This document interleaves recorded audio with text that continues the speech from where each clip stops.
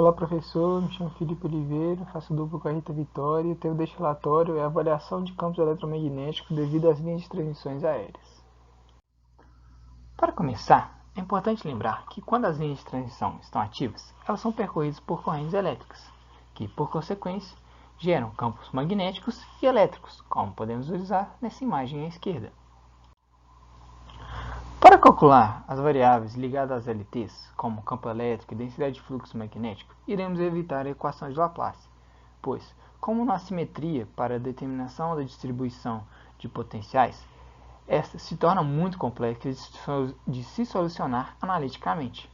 Então, para facilitar, vamos usar o método das imagens, pois através desse método é possível encontrar uma expressão para os potenciais elétricos que satisfazem as condições de fronteira de contorno e é única, portanto, também atendem à equação de Laplace. Uma breve explicação do método das imagens. Bom, por definição, o método das imagens estabelece que uma dada configuração de carga próxima a um plano condutor elétrico perfeito pode ser substituída pela própria configuração de carga por sua imagem de sinal contrário e por uma superfície equipotencial, como podemos visualizar, onde nós temos aqui o problema original e aqui a aplicação do método das imagens, onde nós vamos ter a configuração de carga original, o plano equipotencial ou superfície equipotencial e o seu espelhamento, a sua imagem de sinal sempre contrário. O mesmo se aplica estendendo para mais de uma dimensão, ou seja, aqui nós tínhamos apenas uma carga, aqui nós vamos ter várias cargas. Aqui a gente é a aplicação, na verdade, para este relatório, que seria as linhas de transmissão. Os objetivos dessa prática são aplicar o método das imagens, simular, calcular e avaliar os campos eletromagnéticos gerados pelas linhas de transmissão e desenvolver habilidades nos softwares Octave e MATLAB. Para a realização da prática, foi utilizado o programa Octave e o MATLAB. Os procedimentos adotados nessa prática foram calcular a densidade linear de cargas, ρL, para cada cabo das linhas de transmissão, calcular a corrente passando pelas linhas de transmissão e calcular o campo elétrico e magnético para as diferentes alturas dos cabos nas linhas de transmissão. Bom, como resultados, temos a plotagem de 6 gráficos, onde os dois primeiros, os condutores, estão a uma altura média igual a 12 metros. Então, este primeiro gráfico retrata o módulo do fasor campo elétrico associado a cada componente, e este retrata o campo magnético, a densidade de fluxo magnético para cada componente, para fase A, fase B e fase C. E o total.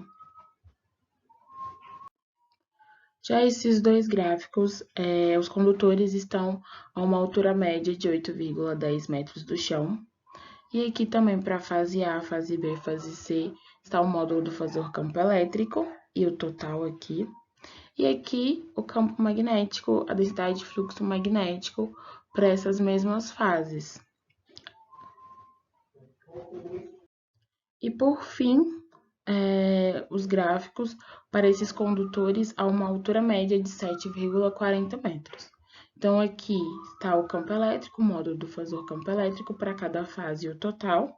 E aqui o do campo magnético, a densidade de fluxo magnético para as mesmas fases e o total. Então, aqui nós temos os 6 gráficos plotados para as diferentes alturas médias, Aqui campo elétrico e fluxo magnético para uma altura de 12 metros, aqui para uma altura de 8,10 metros e aqui para uma altura de 7,40 metros. E aí, comparando aqui, nós temos que quanto menor a altura, maior a amplitude do campo elétrico e também do fluxo magnético entre esses condutores. Então, aqui a gente colocou na mesma escala para ficar mais nítido isso. Então, no campo elétrico, aqui as mesmas escalas para as diferentes alturas, dá para perceber nitidamente que para uma altura menor nós temos um módulo do fasor campo elétrico bem maior.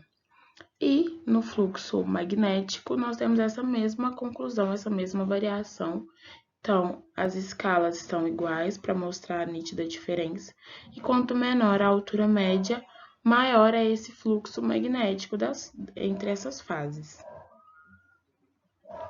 Como conclusão, nós temos que o método das imagens ele é de suma importância para se entender o comportamento dos campos eletromagnéticos nessas linhas de transmissão e como eles alteram quando parâmetros como a altura média são variados. Então, quanto maior a altura, menor é a amplitude desse campo eletromagnético.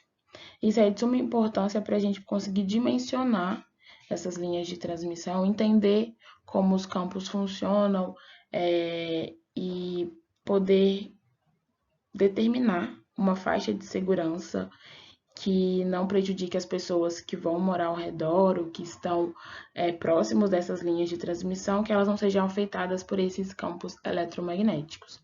Então, o método das imagens é de suma importância para resolver ou para dimensionar linhas de transmissão reais, para dimensionar todos esses condutores.